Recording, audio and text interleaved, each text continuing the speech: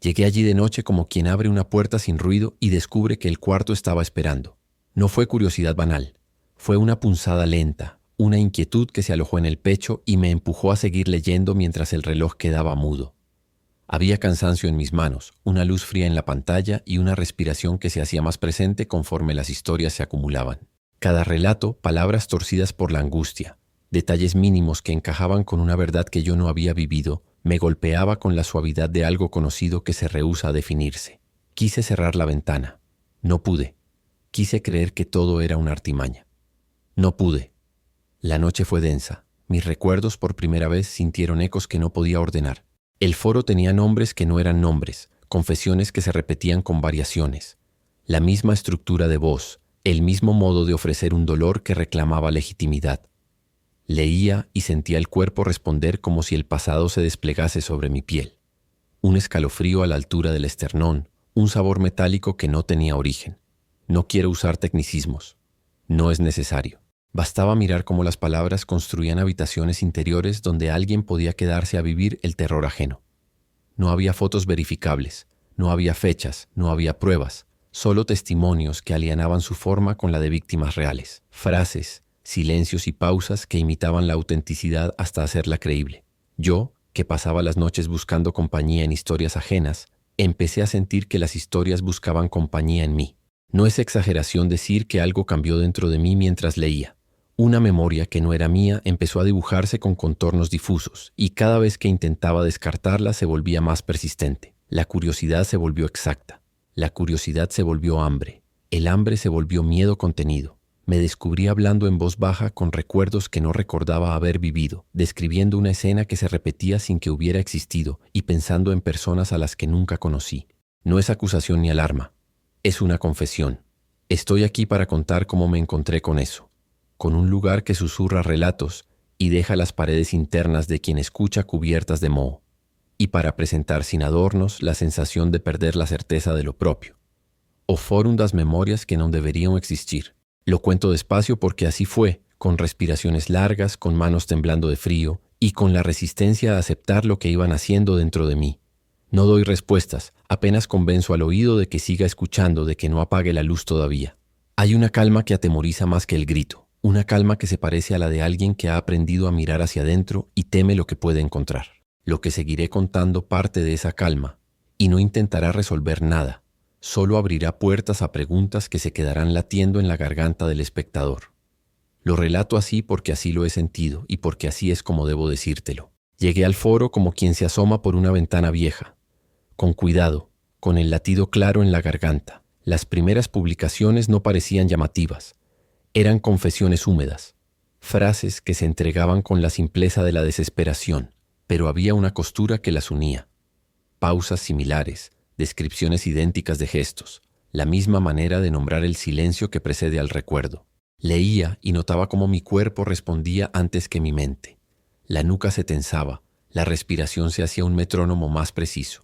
No era la curiosidad ligera de un cable que cruza la habitación, era una tensión que se quedaba pegada en la piel. Las voces del foro no traían pruebas. No había fotos, no había fechas, no había nombres verificables, solo relatos que, sin embargo, sonaban como si hubieran sido dictados por la misma garganta. Esa homogeneidad no era un detalle menor. Era la clave que abría una puerta invisible. Cuando alguien cuenta una experiencia con las mismas marcas de lenguaje que otra persona, el cerebro empieza a tratar esas marcas como si fueran un patrón conocido. Repetición, repetición, repetición. Y el patrón se vuelve verosímil, y lo verosímil empuja a la imaginación hasta que la imaginación se comporta como memoria. No uso palabras técnicas porque aquí lo importante es la sensación, la impostura de lo auténtico. Las entradas reproducían la cadencia de víctimas reales, los silencios, los titubeos, la manera de volver la mirada hacia un punto fuera de escena, y lo hacían sin la fatiga de los detalles personales. Eran relatos lavados de nombres, pero cargados de voz. Esa voz, al replicarse una y otra vez, comenzó a actuar como un molde. Moldes que por su ajuste perfecto parecían capaces de calzar en cualquier mente vulnerable. Me quedé leyendo hasta que las horas se deshicieron en un ruido blanco. Empecé a notar pequeñas coincidencias entre lo que leía y lo que recordaba. No coincidencias literales, sino sensaciones que alineaban. El sabor de la saliva en la boca al despertarse, un olor que no lograba ubicar, la dirección de una sombra en una pared. Cada coincidencia era una cuerda más para tirar del ovillo. Tiraba y algo dentro cedía, no con violencia, sino con la fatiga lenta de quien acepta una versión cómoda de la realidad. ¿Dónde terminaba lo que había vivido y dónde empezaba lo que el foro proponía como recuerdo colectivo? Las publicaciones tenían un efecto físico en quienes las leían. No era solamente empatía, era una reacción que traspasaba la empatía y comenzaba a tallar en el cuerpo. Sueños que se llenaban de detalles ajenos, manos que recordaban posturas que nunca habían sostenido. Un sobresalto en la mañana que no tenía origen. Lo leí en hilos laterales. Personas que confesaban despertar con marcas de angustia, pesadillas con escenas que solo conocían por la lectura. La distancia entre el relato y el lector se desvanecía con la misma extrañeza con la que una herida se vuelve sensible al viento. Intenté mantener la calma como quien se aferra al borde de una balsa. Traté de racionalizar. Simple contagio emocional, imaginación vívida, búsqueda de identidad en una comunidad anónima. Pero la repetición funcional del lenguaje tenía otra consecuencia. Ciertos detalles, frases hechas, giros de metáfora, pequeñas imágenes, se pegaban en forma de moldes. Moldes que con el tiempo suficiente empezaban a rellenarse en la mente del receptor. Esa sensación es peor que la duda. Es la impresión de que alguien en algún punto está enseñando a recordar. No quiero convertir esto en una teoría. Prefiero dar testimonio de lo que sentí. Cómo un patrón de palabras comenzó a proponer memorias. Cómo, al pasar semanas leyendo, me sorprendí describiendo una escena nunca vivida con la misma exactitud con la que contaría el lugar donde crecí. Repetía frases que había leído, y esas frases, al salir de mi boca, sonaban verídicas. Repetición que se vuelve hábito. Repetición que se convierte en ancla. Repetición que consolida lo falso hasta hacerlo resistente. Al final del capítulo, hay siempre una pequeña grieta, un detalle que no encaja, una fecha que falta, la sensación de que la voz busca sostén. Yo la encontré en la ausencia de nombres, la ausencia de pruebas, la ausencia de contexto. Y sin embargo, esa ausencia era paradójicamente el fundamento de su poder. Sin anclas concretas, la memoria que se proponía era maleable. Podía adaptarse a cualquiera que estuviera dispuesto a leer con el pecho abierto. Siento que debo decirlo con la claridad con la que se pretende no asustar, pero sí preguntar. Las historias del foro no eran inocentes. Tenían una forma que invitaba a ser imitadas y al mismo tiempo una facultad para ocupar lo íntimo de quien las recibía. Dejaban espacio y ese espacio lo llenaban las dudas, las sensaciones y con el tiempo las convicciones. No se veía un autor único, no se veía un propósito evidente. Solo se veía una arquitectura de la memoria que funcionaba igual que un molde seco esperando por barro. Y una vez que el barro empieza a entrar, ya no hay marcha atrás. A veces pienso que lo que más nos asusta no es lo que recordamos, sino lo que estamos dispuestos a aceptar como recuerdo cuando el silencio se prolonga demasiado. No lo entendí de inmediato. Fue leyendo las publicaciones del foro cuando empecé a notar un fenómeno extraño. Las historias que encontraba allí no solo despertaban emociones, sino que sugerían espacios vacíos dentro de mí, huecos que de repente necesitaban ser rellenados. Y lo más desconcertante es que el cerebro, cuando encuentra un hueco, siempre intenta completarlo. Lo hace de forma suave, casi imperceptible, como quien coloca una pieza que parecía faltar desde hace tiempo. Leía relatos ajenos y sentía como algunas imágenes se adherían a mis propias memorias, no como injertos, sino como si siempre hubieran pertenecido a mí. Es inquietante pensar que la mente puede tomar un detalle inventado y colocarlo en medio de un recuerdo real, sin que uno perciba el punto de unión. El falso consenso funciona así. Si suficientes voces narran el mismo dolor con el mismo ritmo, uno empieza a asumir que ese dolor también podría haber sido suyo, no por imitación, sino por resonancia. La resonancia es peligrosa, hace que lo ajeno suene a familiar y que lo familiar pierda nitidez. La confabulación, aunque nunca la nombre como concepto técnico, opera en silencio. El cerebro quiere coherencia. El cerebro siempre quiere coherencia. Y cuando la historia ajena ofrece una secuencia clara, una emoción precisa, un punto de quiebre, el cuerpo la recibe como si fuera una herramienta para suturar recuerdos incompletos. Yo, que pensaba tener un mapa relativamente estable de mi vida, empecé a notar rutas que no había recorrido, imágenes sin fecha, silencios que no recordaba haber habitado. No era una ilusión pasajera, era una intrusión delicada que se instalaba y tomaba forma. Recuerdo una noche en particular. Leía una confesión que hablaba de un pasillo oscuro, una puerta entreabierta, la sensación de estar siendo observado desde un rincón que nadie podía ver. Era un relato sencillo, apenas unas líneas, pero lo sentí como si mi propio pasado respondiera a esas descripciones con una especie de eco. Un eco suave pero insistente. La imagen del pasillo se superpuso con una casa en la que viví de niño, aunque en esa casa nunca hubo pasillos así. Lo supe entonces. La mente no distingue inmediatamente entre lo vivido y lo sugerido cuando ambas cosas llegan envueltas en la misma emoción. No quiero exagerar la experiencia, pero sí dejar claro lo desconcertante que resulta comprender que uno puede recordar cosas sin haberlas vivido, no como fantasía, sino como memoria estructurada, una memoria que se siente sólida, que se siente propia. Eso es lo que hace tan perturbador al foro. Presentaba testimonios con suficiente calor humano como para activar empatía, pero también con suficiente repetición para moldear recuerdos. Esa repetición no era accidental. Era una manera de tallar lentamente una narrativa colectiva que podía incrustarse en cualquiera que leyera con el corazón expuesto. Lo más inquietante era cómo el lenguaje del foro tenía una cualidad envolvente. No describía escenas con precisión, sugería atmósferas. Y las atmósferas son más difíciles de cuestionar porque no tienen bordes exactos. No puedes negar una atmósfera. No puedes decir que no te pertenece cuando la sientes dentro del cuerpo. Y así, cada atmósfera leída encontraba un rincón en mí donde asentarse. Primero como posibilidad, luego como recuerdo suave, después como una certeza que no había pedido. A medida que avanzaban las noches, comprendí que no estaba solo en este deslizamiento. Otros usuarios comentaban esa misma sensación, el despertar con memorias borrosas, la aparición de emociones que no tenían explicación lógica, la certeza de haber estado en lugares solo descritos por desconocidos. Era como si el foro fuese más que un espacio. Era un mecanismo, un dispositivo emocional que operaba sin necesidad de contacto directo. Bastaba leer, bastaba quedarse un poco más de lo debido, y el molde empezaba a encajar. El verdadero terror no estaba en las historias de abuso que se narraban allí, sino en la manera en que mis límites internos empezaban a fragmentarse. Un recuerdo falso no duele como un invento. Duele como algo que uno intenta rechazar, pero que sigue regresando porque ha encontrado un sitio donde aferrarse. La mente, en su necesidad de completitud, lo alimenta, y cuando lo alimenta, lo legitima. Fue entonces cuando empecé a entender que lo que estaba ocurriendo no era accidental. Era estructurado, era progresivo, y de algún modo era íntimo. Ese descubrimiento me dejó una sensación profunda de desamparo. No porque temiera perder la memoria real, sino porque estaba empezando a comprender cuán frágil es lo que llamamos identidad, cuán fácilmente se deshace, cuán fácilmente se reconstruye con elementos que no nos pertenecen. Y mientras esa comprensión se asentaba, supe que el foro no solo contaba historias, las sembraba, y yo ya estaba empezando a germinar. Lo que vino después no fue un sobresalto, sino una lentitud inquietante. Una especie de deriva emocional en la que mis propios recuerdos empezaron a sentirse como habitaciones alteradas. No habían desaparecido, seguían allí, pero había algo distinto. Algunos pasajes parecían haber sido retocados con una pincelada que no reconocía como mía.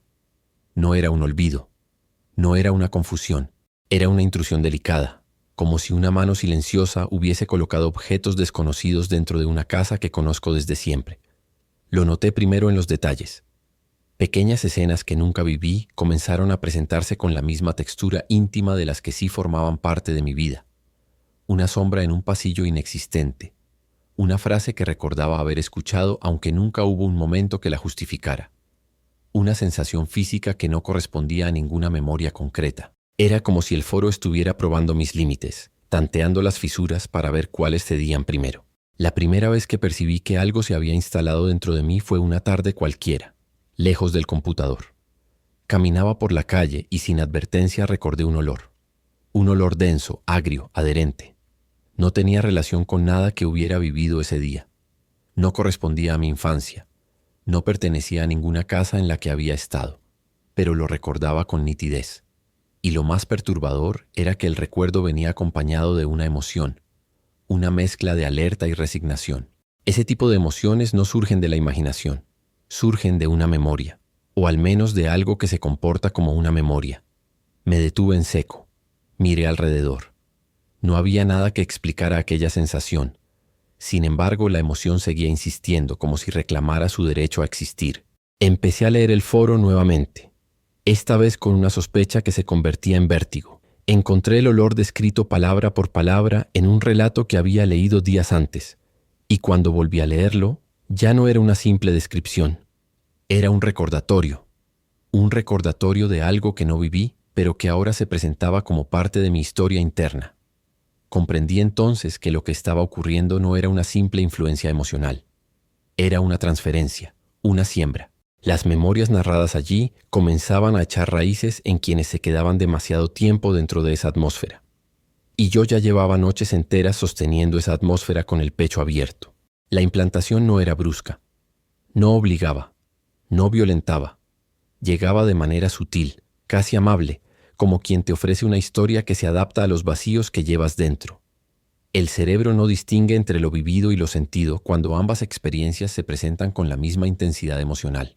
Y el foro tenía una habilidad casi quirúrgica para provocar esa intensidad sin recurrir a imágenes explícitas. Bastaban sus silencios, sus pausas, su ritmo. Un ritmo que imitaba con precisión la forma en que la memoria traumática suele organizarse. Fragmentos, repeticiones, pequeñas escenas que insisten hasta formar un conjunto. Con el paso de los días, noté que ciertas memorias mías se debilitaban, como si se dieran espacio para lo nuevo. No desaparecían, solo se difuminaban. Y en ese espacio las memorias del foro se colaban con cada vez mayor facilidad. No era una invasión violenta, era una sustitución progresiva.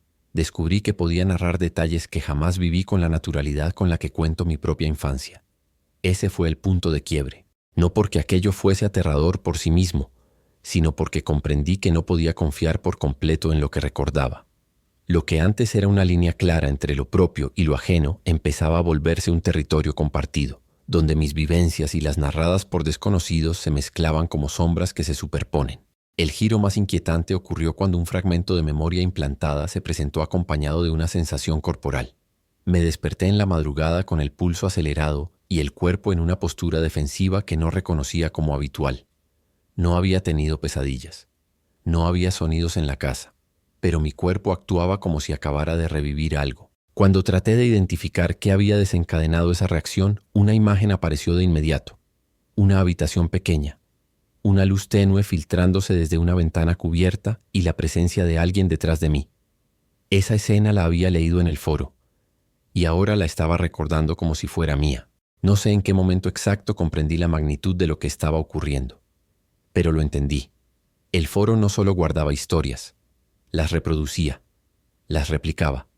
Y al replicarlas encontraba cuerpos y mentes donde alojarse. Yo ya no era un lector, era un recipiente que empezaba a confundirse con su contenido.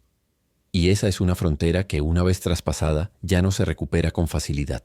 Lo que vino después no fue inmediato, no fue un golpe, fue una acumulación lenta, casi imperceptible, que se instaló en el cuerpo antes de instalarse en la conciencia. Al principio lo atribuí al cansancio, a las noches sin dormir, a esa costumbre de leer durante horas en un silencio que parecía demasiado grande para una sola habitación. Pero había algo más profundo, un temblor que no dependía del sueño, un sobresalto que surgía incluso en los días más tranquilos. Despertaba con el corazón desbordado, como si hubiera corrido sin moverme, como si hubiese presenciado algo que no podía recordar con precisión, pero que mi cuerpo insistía en reconocer como real. Es extraño describirlo, porque no había vivido nada del trauma que las publicaciones del foro relataban. No había estado en esos lugares, no había visto esos rostros, no había oído esas palabras. Sin embargo, experimentaba síntomas que correspondían a alguien que sí lo había hecho. No tenía imágenes claras, solo sensaciones. Una presión en el pecho que aparecía sin aviso, una alerta constante en la nuca, como si esperara que algo se moviera detrás de mí. Un miedo que no tenía rostro, pero que sabía encontrar mi respiración en los momentos más frágiles del día. Era como si el cuerpo hubiera aceptado una historia que la mente aún dudaba en admitir. Comencé a notar cambios en mi percepción del tiempo. Algunas horas se dilataban, otras se escapaban sin que pudiera seguirles la pista. No recordaba haber sentido esa distorsión antes, y sin embargo me acostumbré rápido, como si ya hubiera vivido algo parecido en otro punto de mi vida. Había lapsos breves en los que mi atención se apagaba, como si una parte de mí estuviera intentando reconstruir un recuerdo que no existía. En esos momentos la sensación era física, un peso en los hombros, un calor repentino en la garganta, la certeza de estar reviviendo algo invisible. Lo más inquietante era la recurrencia de ciertos sonidos. Un golpe seco en la madrugada, aunque la casa estuviera vacía. Un roce leve en la pared como si algo respirara al otro lado. No era paranoia, no era imaginación. Era la mente repitiendo sensaciones que había leído, transfiriéndolas al entorno que conocía. Yo sabía que esos sonidos no estaban allí, pero al mismo tiempo mi cuerpo respondía a ellos como si hubieran sido parte de un pasado doloroso. Esto, supe después, es una de las huellas del trauma. La reactivación del cuerpo ante estímulos ambiguos, la imposibilidad de distinguir entre memoria y presente. Los relatos del foro hablaban de hipervigilancia, de noches en vela, de despertares bruscos, de una sensación persistente de desprotección. Y de pronto yo estaba viviendo lo mismo sin haber pasado por el origen. No había evento, no había causa. Solo había un efecto que se expandía lentamente dentro de mí. Comprendí entonces que el trauma no siempre necesita un acontecimiento real para instaurarse. Basta con una narrativa suficientemente repetida, suficientemente detallada, suficientemente cargada de emoción. La mente la recibe, el cuerpo la procesa, y antes de que uno sea plenamente consciente se transforma en experiencia. Comencé a aislarme sin darme cuenta. Cancelé reuniones. Evité conversaciones largas. Sentía que llevaba algo dentro que no sabía nombrar, un residuo emocional que no quería exponer a los demás. No era vergüenza. Era una especie de pudor íntimo, como si compartir lo que sentía fuera traicionar algo que aún estaba intentando comprender. Había días en los que cualquier ruido súbito me desbordaba. Había noches en las que me quedaba sentado en la oscuridad sin atreverme a cerrar los ojos, porque sabía que al hacerlo, esa otra memoria, la que no era mía, iba a intentar ocupar el espacio vacío. Vi a otros usuarios del foro describir las mismas reacciones. Personas que nunca habían vivido lo que estaban narrando, pero que ahora experimentaban insomnio, sobresaltos, miedo a los espacios cerrados, episodios de despersonalización.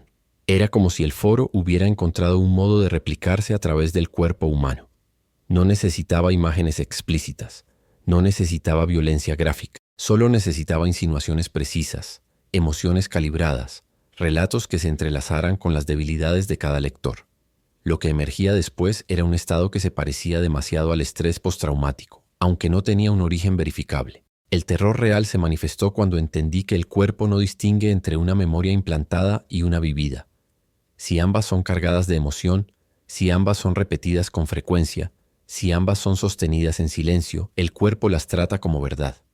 Y cuando lo hace reacciona. Reacciona con miedo, reacciona con tensión, reacciona con esa sensación indefinida de peligro que no sabe señalar un lugar específico. Así, lo que comenzó como curiosidad se convirtió en algo más grande que yo, algo que se expandía como una sombra que no pedía permiso para quedarse. Cuando intentaba explicarme lo que sentía, me quedaba sin palabras. No porque no hubiera lenguaje, sino porque había demasiadas capas que no lograba separar. Lo único que sabía con certeza era esto. Mi cuerpo estaba viviendo un trauma que mi vida nunca había contenido. Y en algún rincón profundo de mi mente, una voz que no era mía, pero que ya se parecía demasiado, repetía una frase que había leído en una de las publicaciones. No importa si no lo viviste, importa que lo recuerdes. Y esa frase, más que cualquier otra cosa, fue el comienzo de un miedo del que ya no sabía cómo regresar. Un archivo que funciona como moho emocional, crece en el silencio, se alimenta de la vulnerabilidad y se expande por fisuras internas. Hubo un momento, una madrugada especialmente silenciosa, en que comprendí que lo que estaba ocurriendo dentro de mí no era solo una acumulación de emociones ajenas. Era una forma de crecimiento. No un crecimiento sano, sino uno lento, húmedo, casi orgánico, como si algo invisible hubiese encontrado un rincón oscuro y estuviera extendiéndose a partir de allí. Lo sentí primero como una presión suave detrás del esternón, una sensación que regresaba cada vez que intentaba apartarme del foro. Era similar al modo en que el moho aparece en una pared. No se ve al principio, pero uno sabe que está allí porque el aire tiene otra textura. Pensaba en ese archivo oculto que encontré entre las capas del foro. Un archivo sin nombre claro, sin extensión identificable, un fragmento que parecía más un residuo que un contenido. Lo abrí solo una vez, y lo que vi no era un texto ni una imagen. Era una especie de estructura incompleta, como si fuera la plantilla de una memoria en construcción. No tenía información concreta, solo retazos de emoción, una sensación de abandono, un murmullo de miedo, un silencio demasiado largo. Era como observar un molde esperando ser llenado, y supe con una claridad dolorosa que ese molde no estaba destinado a permanecer vacío. El archivo, en su aparente sencillez, funcionaba como el moho emocional que luego empezaría a percibir dentro de mí. El moho no avanza con violencia, lo hace con paciencia. Necesita humedad, necesita oscuridad, necesita una superficie que pueda corroer lentamente. Y la mente humana, cuando está cansada, cuando está buscando compañía en la madrugada, cuando está emocionalmente expuesta, ofrece exactamente esas condiciones. El foro no necesitaba imponer nada, bastaba con existir, bastaba con esperar, bastaba con repetirse lo suficiente para encontrar una grieta por donde entrar. Comencé a notar ese moho emocional en mis silencios más íntimos, en las pausas entre pensamientos, en los momentos en que la mente se queda suspendida, vulnerable, sin una dirección clara. Allí aparecía, no como una idea explícita, sino como una sensación, una especie de humedad interna que se extendía en forma de inquietud, un susurro que no tenía palabras pero que actuaba como recuerdo. Era como si pequeñas esporas emocionales se hubieran asentado en mí, reproduciéndose en cada instante de fragilidad. Y cuanto más intentaba ignorarlas, más crecían, porque el silencio es el terreno fértil donde estas cosas se expanden. El moho emocional tiene una característica particular. Consume lo que toca, pero lo hace de un modo tan discreto que solo se percibe cuando ya ha ocupado demasiado espacio. Yo lo noté cuando mis recuerdos comenzaron a mezclarse con los del foro sin que pudiera distinguir sus fronteras. Era como si esa humedad interior, esa película imperceptible que se había formado con el tiempo, hubiese encontrado una vía para adherirse a mis memorias más blandas. Lo que antes era nítido comenzó a volverse difuso. Lo que antes rechazaba comenzó a parecerme familiar. Y lo familiar, cuando no es propio, es uno de los terrores más profundos que se pueden experimentar. Ese archivo, escondido como un fragmento perdido, actuaba como la semilla de ese proceso. No necesitaba instrucciones, no necesitaba lenguaje. Solo necesitaba que yo lo hubiera visto. La observación fue suficiente para activar algo que no comprendía. A partir de ese momento comencé a sentir que las emociones del foro tenían un espacio dentro de mí que antes no existía. Un espacio suave, silencioso, casi acogedor, donde lo ajeno se asentaba sin resistencia. Y mientras ese espacio crecía, yo sentía que parte de mí se retraía, como si estuviera dejando lugar para algo que no sabía nombrar. La metáfora del moho no es exagerada. El moho no destruye de inmediato. Se extiende primero por dentro, debilitando la estructura antes de romper la superficie. Así operaba el foro, así operaba el archivo, así operaba la memoria implantada. Lo más inquietante era que el moho emocional no se presentaba como amenaza, sino como compañía. Crecía en silencio. Se alimentaba de mis vulnerabilidades. Se expandía por las fisuras que yo mismo había dejado abiertas al buscar consuelo en las horas más frías de la noche. Y en algún punto, sin saber exactamente cuándo, entendí que ya no estaba lidiando con relatos externos. Estaba lidiando con una presencia interna. Una presencia que había aprendido a respirar conmigo, a moldearse con mis pensamientos, a ocupar los rincones de mi mente donde el cansancio se volvía más denso. No era un monstruo, no era una entidad, era un archivo que se había vuelto parte de mí. Y cuando comprendí eso, la noche cambió de textura. Todo cambio profundo empieza así, con algo pequeño, húmedo, silencioso, que crece hasta que uno deja de reconocer la voz que habla dentro de su propia cabeza. No sé en qué momento exacto la frontera entre mis recuerdos y los del foro dejó de existir. Fue un deslizamiento lento, casi imperceptible, como cuando una sombra se estira apenas unos centímetros cada noche hasta que un día, al mirar de nuevo, ya cubre toda la habitación. Había intentado mantener la claridad, aferrarme a la certeza de lo vivido, pero la línea que separaba lo propio de lo ajeno comenzó a desdibujarse con una suavidad inquietante. No fue un colapso abrupto, fue un desorden silencioso.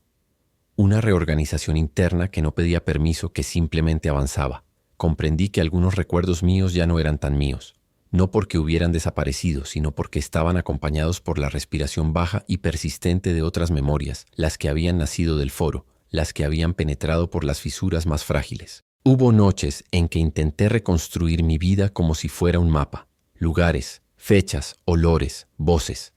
Pero al recorrer ese mapa, algunas rutas cambiaban de forma. Donde antes había certeza, aparecía una bruma tenue. Donde había un recuerdo sólido, surgía una sombra que no recordaba haber invitado. Y aunque sabía que algo estaba mal, también sabía que era demasiado tarde para retirar cada fragmento incrustado. Las memorias implantadas no se presentaban como invasoras.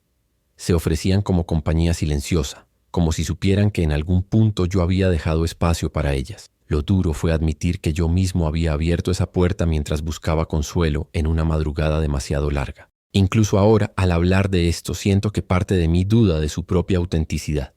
Dudo de la pureza de mis pensamientos, dudo de la rigidez de mis recuerdos, dudo de si esta voz que uso para contar lo que viví es completamente mía o si también ha sido moldeada por esa presencia sutil que el foro instauró en mí. Porque el verdadero horror no fue el foro en sí mismo, ni los relatos, ni el archivo oculto. El verdadero horror fue descubrir lo vulnerable que puede llegar a ser la memoria humana cuando se le ofrece una historia suficientemente profunda, suficientemente repetida, suficientemente emocional. Descubrir que uno puede empezar a recordar cosas que nunca ocurrieron y sin embargo sentirlas con la misma intensidad que lo vivido. Hay algo que aún no logro explicar, y quizás nunca pueda hacerlo. A veces, cuando la noche es demasiado silenciosa, siento que una parte de mí sigue regresando al foro, aunque la pantalla esté apagada, como si un eco persistiera dentro, repitiendo palabras que ya no distingo como propias. No sé si el foro continúa activo en algún rincón de la Deep Web.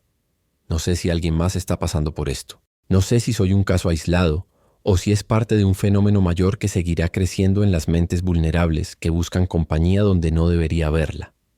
Pero sí sé que de alguna manera lo que encontré allí sigue vivo dentro de mí, como un moho que aprendió a respirar con mis pulmones. Y ahora que llegaste hasta aquí, ahora que escuchaste todo lo que un día creí poder controlar, me pregunto algo que quizás también empiece a resonar en ti.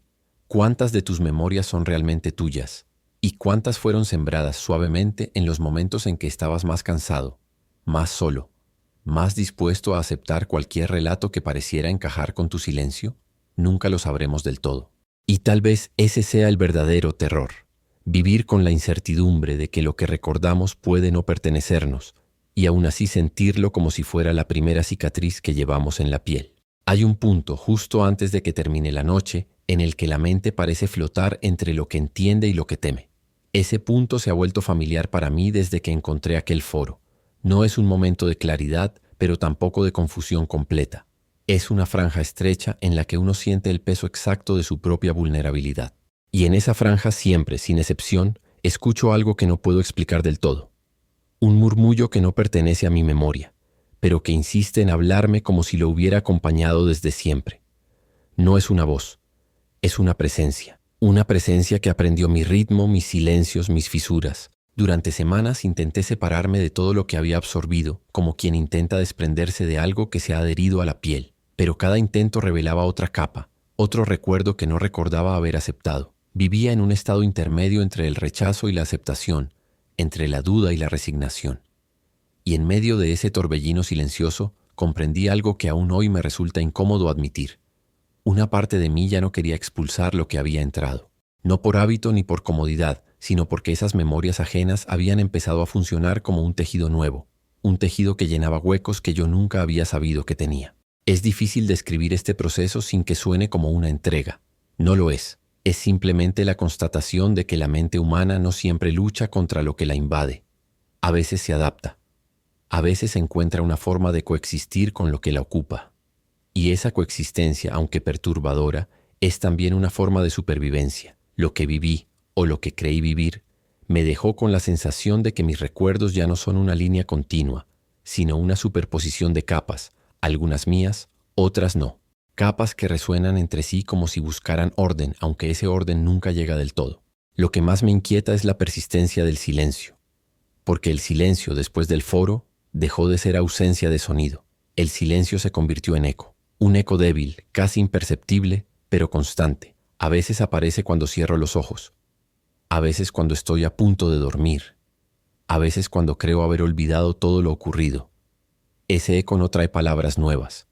No trae imágenes nuevas. Solo trae la sensación de que una memoria que no debería existir sigue buscando un lugar dentro de mí, como si no quisiera apagarse del todo. No sé si el foro aún sigue activo.